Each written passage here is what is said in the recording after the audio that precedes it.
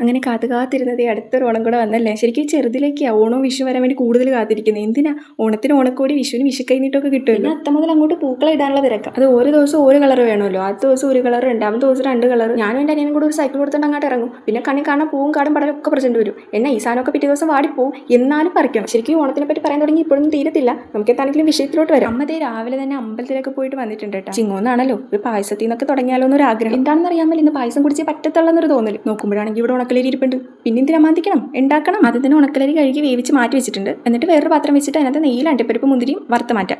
Actually എനിക്ക് പായസത്തിൽ അണ്ടിപ്പരിപ്പ് മുന്തിരി ഇഷ്ടമല്ല. എല്ലാവർക്കും അതാണ് ഇഷ്ടം. പക്ഷേ എനിക്കെന്തോ അതിനകത്ത് അതൊക്കെ കുടിക്കുമ്പോൾ എന്താണ്ട് ഒരു ഇറിറ്റേഷനാണ്. ഞാൻ അതൊക്കെ പെറുക്കി മാറ്റിയിട്ട് പായസം കുടിക്കാറുള്ളൂ. എന്നിട്ട് നമുക്ക് അതേ നെയ്യിൽ തന്നെ നമ്മൾ വേവിച്ച് വെച്ച ആ ഉണക്കലരി ഇല്ലേ, അത് ഇട്ട് കൊടുക്കാം.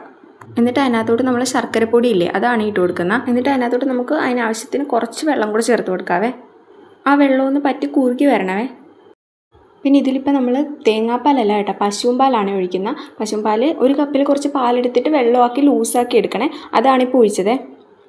അത് എന്നിട്ടൊന്ന് കുറുകി വരണം. എന്നിട്ട് അതിനകത്തോട്ട് നമ്മൾ കുറച്ചും കൂടെ നെയ്യ് ആഡ് ചെയ്ത് കൊടുക്കുന്നുണ്ട്. ശരിക്കും ഈ പായസത്തിലൊക്കെ നെയ്യ് കൂടുതൽ ഒഴിക്കുന്നത് നല്ലതാണ്. നല്ല മണവും നല്ല ടേസ്റ്റ്. നമ്മൾ ഒരു കപ്പ് കൂടെ പാൽ ഒഴിച്ച് കൊടുത്ത്, ഇത് വെള്ളമൊന്നും ഒഴിക്കേണ്ട, ആ കട്ടിയായിട്ടുള്ള പാൽ തന്നെ ഒഴിച്ച് കൊടുത്തത്. എന്നിട്ട് ഏലക്ക പൊടിച്ചതായപ്പോൾ നമ്മൾ 2 സ്പൂൺ ഇട്ട് കൊടുത്തത്. എന്നിട്ട് അത് നല്ലോണം ഇളക്കി യോജിപ്പിച്ചിട്ട് നമ്മൾ ആദ്യം വറുത്ത് വെച്ചില്ലേ അണ്ടിപ്പരിപ്പ്, അത് ഇട്ട് കൊടുക്കാവേ. റെഡിയായി, പായസം റെഡിയായി.